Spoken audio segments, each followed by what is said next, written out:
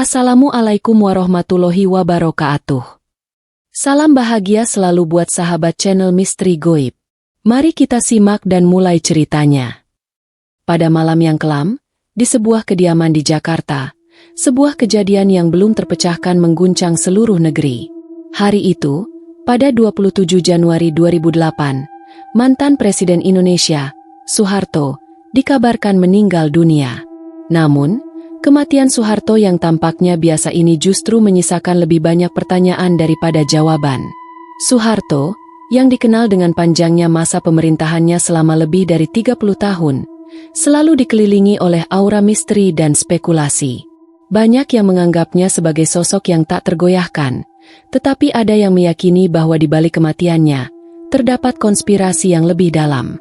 Sebuah peristiwa yang seharusnya menjadi akhir dari sebuah era, malah membuka tabir misteri yang tak terpecahkan. Tepat pada pagi hari setelah berita kematiannya tersebar, banyak orang yang berkumpul di sekitar kediaman Soeharto di Jalan Cendana, Jakarta. Mereka datang dengan berbagai alasan. Ada yang ingin memberikan penghormatan terakhir, ada pula yang hanya sekadar penasaran. Namun, di balik suasana haru dan perasaan kehilangan, ada seorang jurnalis muda bernama Rudy, yang memiliki rasa penasaran lebih besar daripada kebanyakan orang. Sejak awal, ia merasa ada yang tidak beres dengan kematian Soeharto. Rudy memiliki latar belakang sebagai penyelidik independen di dunia jurnalistik. Berbeda dengan koleganya yang lebih suka mengikuti arus utama, Rudy lebih suka mencari tahu detail-detail yang sering terlewatkan. Ia memiliki insting tajam, dan kali ini instingnya mengatakan bahwa ada sesuatu yang tidak biasa dengan kematian Soeharto. Hari itu, Rudy memutuskan untuk mengikuti jalur-jalur yang tidak banyak dilalui orang. Ia mendekati beberapa orang yang mengenal dekat Soeharto, mencoba menggali informasi lebih dalam tentang apa yang sebenarnya terjadi pada hari-hari terakhir mantan presiden tersebut. Apa yang ia temukan tak lama setelah itu, akan membuka tabir misteri yang melibatkan lebih dari sekadar kematian seorang pemimpin negara. Di sebuah kafe kecil di Jakarta, Rudy bertemu dengan seseorang yang mengenal Soeharto dengan baik, seorang mantan pengawal yang telah lama pensiun, bernama Sugianto. Sugianto terlihat gelisah ketika Rudy mulai menanyakan tentang kondisi Soeharto menjelang kematiannya. Tanpa banyak berbicara, ia hanya mengatakan satu kalimat singkat yang meninggalkan jejak misteri. Kematian Soeharto bukanlah kebetulan. Kalimat itu membuat Rudy semakin penasaran. Namun, ketika ia berusaha menggali lebih jauh, Sugianto menghilang begitu saja, seolah-olah telah dibawa angin. Di balik wajahnya yang tampak tenang, ada kegelapan yang tak bisa dijelaskan. Rudy merasa ada sesuatu yang lebih besar dari sekadar rumor atau spekulasi yang beredar di masyarakat. Ada yang disembunyikan dari publik, dan Rudy bertekad untuk mencari tahu lebih lanjut. Setelah percakapan singkat itu, Rudy mendapat petunjuk penting yang akan membawanya ke arah yang tak terduga. Sesuatu yang sangat tersembunyi, yang melibatkan orang-orang terdekat Soeharto. Petunjuk itu mengarah ke sebuah rumah tua di luar Jakarta, tempat yang konon menjadi pusat pertemuan rahasia beberapa tokoh politik pada masa pemerintahan Soeharto. Rumah itu dikenal oleh sebagian orang sebagai tempat Soeharto sering berkumpul dengan mereka yang memiliki kekuasaan besar. Namun, hanya sedikit yang tahu apa yang terjadi di dalamnya. Dengan tekad yang bulat, Rudy memulai perjalanan menuju rumah tua tersebut. Dalam hatinya, ia merasa bahwa ini adalah kunci untuk memecahkan misteri yang melingkupi kematian Soeharto. Namun, perjalanan itu tidak akan semudah yang dibayangkan. Semakin dekat ia dengan rumah itu, semakin banyak rintangan yang ia hadapi. Ada sesuatu yang melindungi rumah itu, sesuatu yang berusaha mengubur masa lalu dengan begitu rapat. Rudy tak menyadari bahwa setiap langkahnya semakin mendekat pada sebuah kebenaran yang tak hanya akan mengubah pandangannya terhadap sejarah Indonesia, tetapi juga membuka sebuah misteri yang sudah lama tertutup rapat. Rudy memacu motornya dengan kecepatan tinggi, melawan kemacetan Jakarta yang tak pernah surut. Tujuannya kini adalah sebuah rumah tua yang tersembunyi di pedalaman, jauh dari keramaian ibu kota. Sepanjang perjalanan, pikirannya dipenuhi dengan berbagai kemungkinan tentang apa yang bisa ditemukan di sana. Semua informasi yang ia dapatkan semakin membingungkan. Namun ada satu hal yang jelas. Misteri seputar kematian Soeharto lebih besar dari sekadar isu kesehatan. Setelah menempuh perjalanan berjam-jam, akhirnya Rudi sampai di sebuah rumah besar yang tampak terasing dari dunia luar. Rumah itu berada di atas bukit, dikelilingi oleh pohon-pohon rimbun yang tampaknya tidak pernah disentuh waktu. Ketika ia melangkah mendekat, ia merasakan suasana yang menekan, seolah ada sesuatu yang salah dengan tempat ini. Pintu besar rumah itu terbuka sedikit, seolah mengundangnya masuk. Rudi, yang telah dilatih untuk merasakan setiap getaran di sekitarnya, tidak bisa mengabaikan perasaan aneh yang melingkupi dirinya. Ia memasuki halaman rumah itu dengan hati-hati. Tidak ada suara kecuali desiran angin yang menggerakkan dedaunan. Rumah ini tampak seperti tidak dihuni selama bertahun-tahun. Namun ada satu hal yang tak bisa ia pungkiri, ada kehidupan di sini. Rudi melangkah perlahan menuju pintu yang terbuka lebar. Namun, begitu ia menginjakkan kaki di ambang pintu, ia merasakan dorongan keras dari dalam. Pintu itu terbanting tertutup dengan sendirinya, seakan ada tangan yang tak tampak menariknya. Jantung Rudi berdegup kencang, tetapi ia tidak mundur.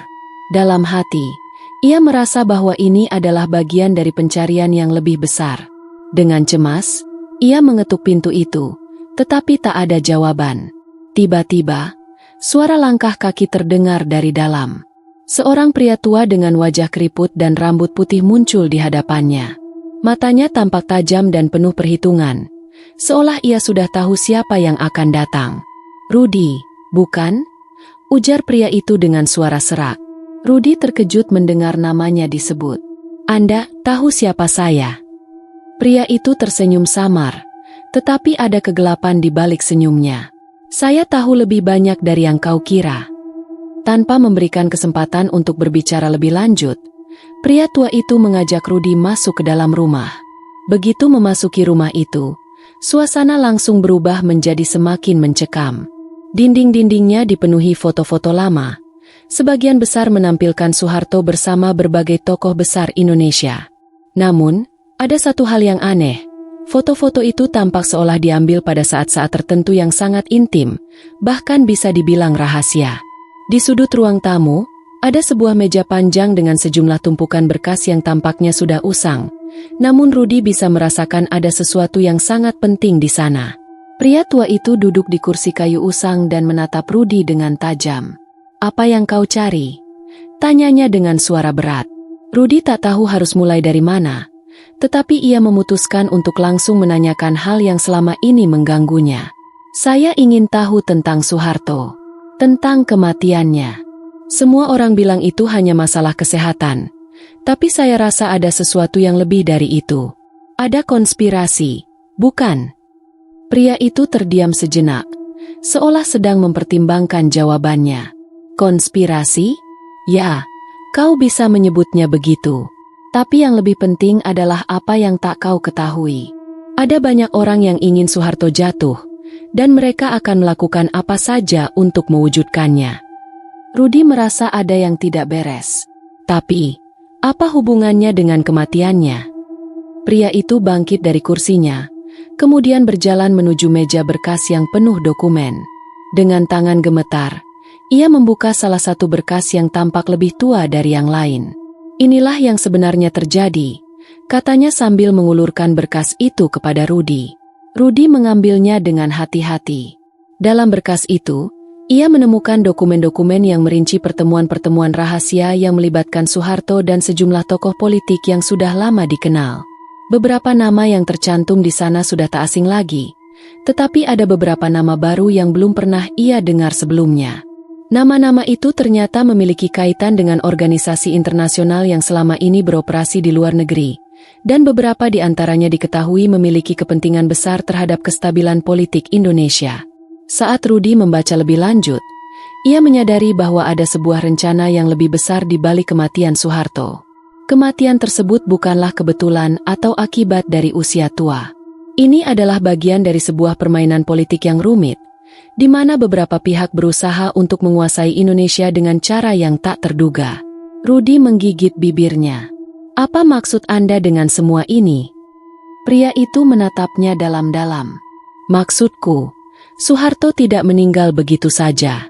Ada tangan-tangan yang menggerakkan takdirnya. Apa yang terjadi padanya adalah bagian dari sebuah skema besar. Dan untuk membuka semua ini, kau harus siap menghadapi lebih dari sekadar kematian. Rudy tahu bahwa ia baru saja menemukan pintu yang akan membawanya ke dalam dunia yang jauh lebih gelap dan berbahaya daripada yang pernah ia bayangkan. Ini bukan lagi sekadar soal kematian seorang mantan presiden. Ini adalah awal dari sebuah perjalanan yang bisa mengubah segalanya. Setelah meninggalkan rumah tua itu, Rudy membawa pulang berkas-berkas rahasia yang ia terima dari pria tua misterius tersebut. Ia menyimpannya dalam koper kecil yang kemudian ia kunci dengan gembok. Malam itu, ia tidak bisa tidur. Benaknya penuh dengan dokumen yang telah ia baca, rincian tentang transaksi rahasia, daftar nama tokoh penting, dan catatan pertemuan gelap yang terjadi di tahun-tahun terakhir pemerintahan Soeharto. Salah satu dokumen menyebutkan sebuah nama yang tak asing, Proyek Harimau. Tidak banyak informasi tertulis di dalamnya, namun terdapat catatan tangan yang berbunyi, jika dia tidak menyerah, jalur kedua akan dijalankan. Rudy merenung. Apa arti jalur kedua? Dan siapa yang merancangnya? Ia tahu ini lebih dari sekadar politik. Ini adalah operasi tingkat tinggi yang melibatkan lebih dari satu generasi penguasa bayangan. Esok harinya, Rudy menemui seorang mantan intelijen yang pernah bekerja untuk Badan Koordinasi Intelijen Negara, BAKIN, seorang pria bernama Darmawan. Mereka bertemu secara diam-diam di sebuah rumah makan tua di daerah Menteng. Darmawan dikenal sangat berhati-hati, dan untuk membuat janji dengannya pun butuh waktu berminggu-minggu. Namun ketika Rudy menyebut nama Proyek Harimau, nada suaranya berubah tajam. Kau harus hati-hati, kata Darmawan sambil menatap Rudy tajam. Kau sedang bermain di wilayah yang tak bisa disentuh. Proyek Harimau bukan hanya operasi intelijen biasa. Itu adalah keputusan final bagi siapapun yang dianggap ancaman. Ancaman untuk siapa? Tanya Rudy. Untuk tatanan yang dibangun sejak 1965. Untuk mereka yang berkuasa di balik layar. Jika Soeharto dianggap tak lagi bisa menjaga keseimbangan itu, maka dia harus dilenyapkan secara perlahan. Rudy mencatat semuanya. Darmawan kemudian membuka sepotong informasi yang mengubah semuanya. Soeharto, dalam masa tuanya, berusaha mengungkap sesuatu yang dulu ia sembunyikan. Daftar nama-nama elit yang mendalangi pembunuhan massal di era 1965-66, termasuk sebagian yang masih hidup dan berkuasa. Soeharto tahu bahwa rahasia itu bisa mengguncang kestabilan bangsa, tetapi pada saat yang sama, ia merasa bersalah atas apa yang telah terjadi. Dia ingin membersihkan dosa-dosanya. Tapi mereka tak membiarkannya, ujar Darmawan lirih. Dalam salah satu catatan medis yang diperoleh Rudy, tercantum sebuah anomali. Jenis obat yang digunakan untuk pengobatan Soeharto justru menunjukkan adanya reaksi negatif yang tak sesuai dengan diagnosa awal. Menurut dokter pribadi keluarga cendana yang sempat diwawancarai Rudy secara anonim, Soeharto menunjukkan tanda-tanda keracunan obat ringan beberapa minggu sebelum wafat. Dokter itu bahkan menyebut ada tekanan dari atas agar tidak dilakukan autopsi menyeluruh. Kini potongan-potongan teka-teki itu mulai membentuk sebuah gambar besar. Rudy menyadari, ia tengah menyingkap konspirasi berlapis, yang dirancang dengan sangat cermat oleh kekuatan yang tak kasat mata. Dan yang paling mencengangkan, beberapa orang yang terlibat dalam skema ini masih aktif dalam pemerintahan saat ini. Mereka adalah penjaga warisan kekuasaan lama, bayangan-bayangan yang tetap hidup di balik demokrasi. Ketika Rudy kembali ke apartemennya malam itu, ia menemukan kunci pintu telah rusak. Ia langsung panik, mengira koper berkas itu telah hilang. Namun anehnya, koper itu masih di tempat semula, utuh. Tapi ada secari kertas terselip di bawah pintu, bertuliskan, "Berhenti sekarang, atau kau akan mengikuti nasibnya." Rudy gemetar. Ia kini yakin bahwa dirinya sedang diawasi. Mungkin sejak ia meninggalkan rumah tua itu, mungkin sejak ia menyebut nama Proyek Harimau, ia telah melewati batas yang tak seharusnya disentuh oleh siapapun. Namun bukan rasa takut yang kini mendominasi pikirannya, melainkan rasa tanggung jawab. Ia tahu, jika ia berhenti sekarang, kebenaran akan terkubur selamanya. Tapi jika ia terus maju, nyawanya bisa menjadi taruhannya. Ia menyalakan laptopnya dan mulai menyusun semua temuan dalam bentuk laporan investigatif. Ia tahu ia butuh bukti lebih kuat. Laporan ini tidak cukup untuk mengguncang sistem yang telah dibangun selama puluhan tahun. Ia perlu saksi. Ia perlu seseorang dari dalam, seseorang yang pernah menjadi bagian langsung dari lingkaran kekuasaan. Lalu ia teringat satu nama lagi yang muncul di berkas rahasia. Laksamana Purnawirawan. Haryono, mantan kepala staf militer yang dikenal dekat dengan keluarga Cendana. Haryono telah lama menghilang dari sorotan publik sejak tahun 2000. Konon, ia membawa rahasia terakhir tentang Soeharto, sebuah rahasia yang, jika dibuka, bisa membuktikan bahwa kematian itu bukan takdir biasa, melainkan bagian dari rencana panjang untuk menghapus sejarah. Dan Rudi tahu, pertemuannya dengan Haryono adalah satu-satunya kesempatan untuk mengungkap semuanya. Rudi tidak lagi merasa tenang. Setiap kali ia melihat bayang-bayang yang bergerak cepat di luar jendela apartemennya, ia tahu bahwa ia sedang diawasi. Ada ancaman di udara, sesuatu yang tak bisa ia hindari, meskipun ia sudah mengetahui bahwa melanjutkan pencariannya akan membuka tabir yang jauh lebih besar dan berbahaya dari yang ia bayangkan. Namun, keinginan untuk mengungkap kebenaran jauh lebih kuat daripada rasa takut yang menghantui dirinya. Pada malam yang hujan itu, Rudi akhirnya berhasil menghubungi Laksamana Haryono. Ternyata, pria yang selama ini terasing dan hidup dalam bayang-bayang kekuasaan itu tinggal di sebuah rumah terpencil di luar Jakarta. Di tempat itulah, menurut informasi yang ia dapatkan, Haryono menyembunyikan banyak rahasia yang tak ingin diketahui publik. Haryono, yang dikenal dengan kecerdikannya dalam merancang strategi militer, adalah orang yang memiliki informasi penting tentang Soeharto dan kematiannya. Rudi memutuskan untuk bertemu dengan Haryono, meskipun ia tahu ini bukanlah langkah yang aman. Ia mengemas semua dokumen penting yang ia miliki, membawa mereka dalam tas yang tersembunyi rapi, siap untuk diungkapkan jika kesempatan datang. Di perjalanan menuju rumah Haryono, ia memikirkan segala kemungkinan. Apakah Haryono akan membuka mulutnya? Ataukah ia justru akan menjadi ancaman yang lebih besar? Setibanya di rumah Haryono, suasana terasa sangat sunyi. Rumah itu terletak di tengah-tengah hutan kecil, jauh dari hiruk-pikuk kehidupan kota. Begitu Rudi mengetuk pintu, sebuah suara berat terdengar dari dalam. Pintu terbuka perlahan, dan di depan Rudi berdiri seorang pria tua dengan wajah keras, tetapi matanya penuh pengetahuan dan kekuatan. "Masuklah, Rudi. Aku sudah menunggumu," kata Haryono dengan nada yang lebih datar daripada yang Rudi harapkan. Tanpa banyak kata, ia melangkah masuk ke dalam rumah yang dipenuhi dengan buku-buku tua dan barang-barang militer. Sepertinya, Haryono telah hidup dalam pengasingan yang sangat teratur dan penuh perhitungan. Setelah beberapa saat berbicara tentang cuaca dan kebetulan yang membawa mereka bertemu, Haryono akhirnya membuka pembicaraan yang lebih berat. "Kau pasti sudah membaca semuanya," kata Haryono dengan suara serak. "Kau tahu, Soeharto bukanlah orang yang mudah dibaca. Tapi setelah ia meninggal, ada banyak pihak yang merasa lega." "Apa maksud Anda?" tanya Rudi, berusaha memahami. Haryono menghela napas panjang. Soeharto bukan hanya pemimpin negara. Ia adalah bagian dari sistem yang lebih besar, yang sejak tahun 1965 sudah ditentukan oleh mereka yang memiliki kekuasaan di balik layar. Ketika ia menua, ia mulai berpikir bahwa dia bisa memperbaiki kesalahan besar itu. Tapi mereka tak pernah mengizinkannya. Rudi merasa jantungnya berdegup lebih kencang. Apa yang dimaksud dengan mereka?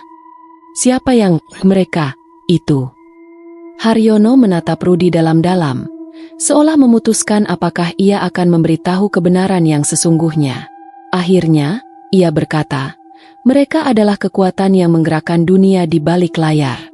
Para elit politik, pengusaha, dan orang-orang yang tak pernah tercatat dalam sejarah resmi. Mereka yang mengendalikan perekonomian dan militer Indonesia sejak era Orde Baru, bahkan lebih lama dari itu." "Apa hubungannya dengan kematian Soeharto?"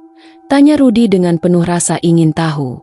Setelah reformasi 1998, Soeharto dianggap sudah tidak relevan lagi.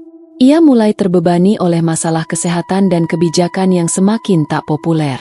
Mereka tidak ingin Soeharto mempertahankan kendali lebih lama.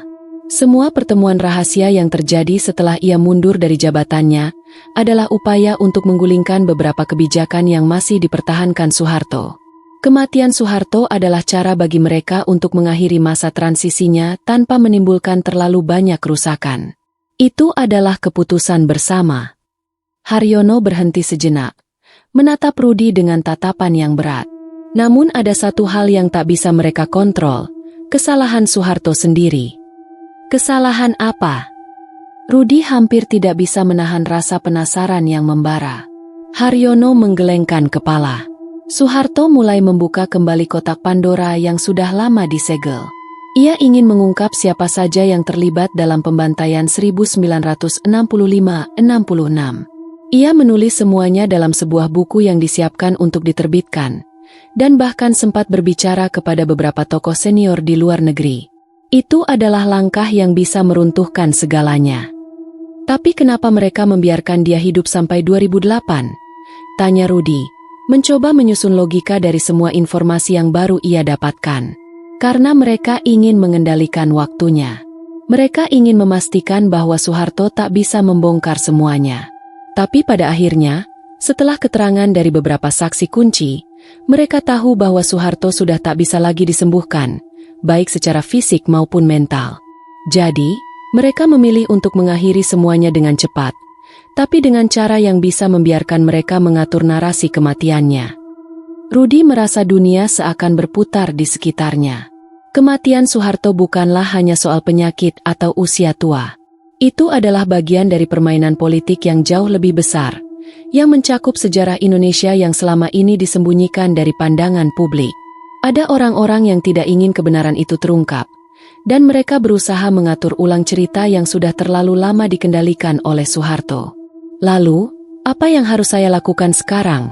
Tanya Rudi, merasa terpojok dengan semua informasi yang ada di tangannya. Haryono menatapnya dengan serius. Kau harus berhenti, Rudi, karena jika kau melangkah lebih jauh, kau tidak akan pernah bisa kembali lagi.